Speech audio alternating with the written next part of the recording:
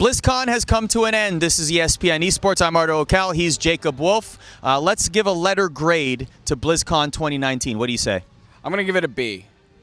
And I say that because I think the Overwatch World Cup result was really exciting. I think that Liooon winning Hearthstone is also sort of, it's a star moment. I think that is the moment of BlizzCon. I think the announcements were a little bit underwhelming. I think Overwatch 2 didn't have as much content as I anticipated. I think that Diablo 4 was a good announcement, but I was expecting a little bit more about what was coming. And then, obviously, there were protests, and I think that sort of loomed, right? And I thought that the apology that was given by J. Allen Brack early in the conference at the keynote, I thought that it was necessary, but it wasn't full enough. I think that he could have expanded more on what they did wrong in their opinion and how they could have corrected it. But I think overall, I would give this BlizzCon a B. Yeah, I'd say B+. I think that the esports certainly carried the load, including what happened behind us. We are here in the arena. Team USA, for the first time ever, Overwatch World Cup champions. This was no fluke. This was a statement. It definitely was. They beat South Korea in the group stages earlier this week, and then they came out and beat them again today in a longer series in the semifinals, and then they beat Team China. And although that was a 3-0 in that finals, it was really close, to be fair to Team China. They did compete. But Team USA, they seemed very cohesive.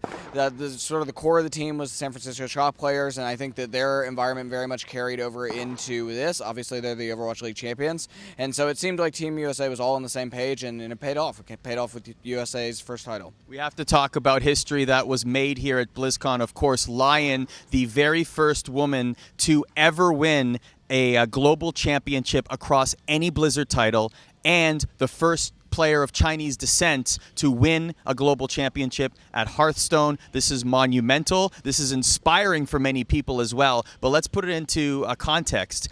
It ranks very high in the history of competitive gaming.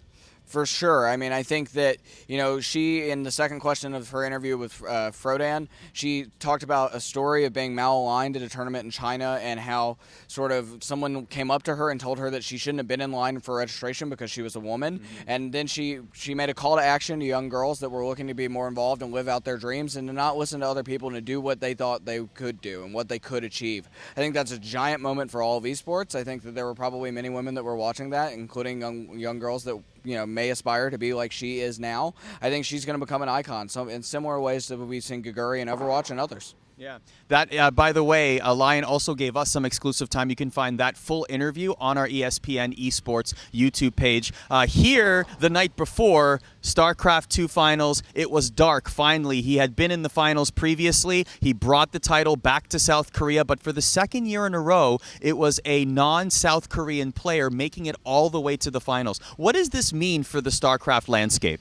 Starcraft is sort of the staple of BlizzCon, right? It's been here for a long time. Starcraft as a game is sort of the granddaddy of esports, and so I think that, now we're sort of seeing it become a little bit more diverse in its player pool. There's been players all around the world in Starcraft that have been top level, but we saw last year with Cyril's victory, and we saw with another player making it into the finals this year. I think generally that it shows that there's a breadth of talent into a game that has a really long history. That's good to see. I think that's good for Starcraft, a community that really needs more engagement and more exciting storylines. That's our thoughts. We want to hear your thoughts. Let us know what you thought overall. Give us a letter grade for BlizzCon 2019. That goes in the comments underneath this video. Please subscribe and also ring that bell so you get notifications every time videos like these drop. And of course, continued coverage available at espn.com/esports.